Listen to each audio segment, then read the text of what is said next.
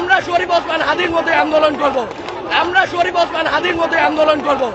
শরীফ ওসমান হাদির কথাই বলতে চাই, এই আন্দোলনে ক্লাস 10 এর লোকজন কেন আসবে?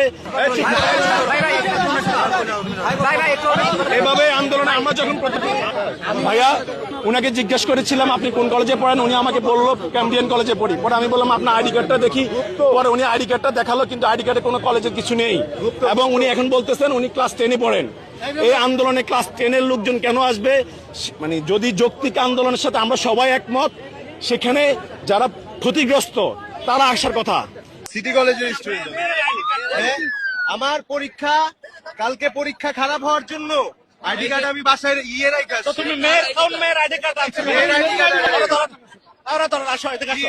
আমি কেন আসবো? আমি সিটি কলেজের সিটি কলেজের স্যারের কাছে নেন।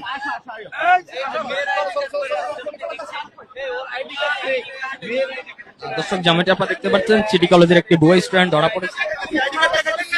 আইডি কার্ড মেয়ের আইডি কার্ড কেন আনছো? এই যে মেয়ের আইডি কার্ড দেখেন, মেয়ের আইডি কার্ড। আমার বোনের আইডি কার্ড। দাঁড়ান, আপনি আইডি কার্ড নিয়ে টানাটানি করতেছেন। এই সিটি কলেজের স্যার কই?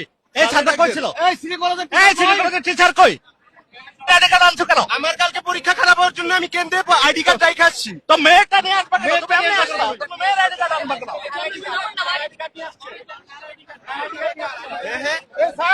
আমি আমার বোনের আইডি কার্ড নিয়ে আসছি।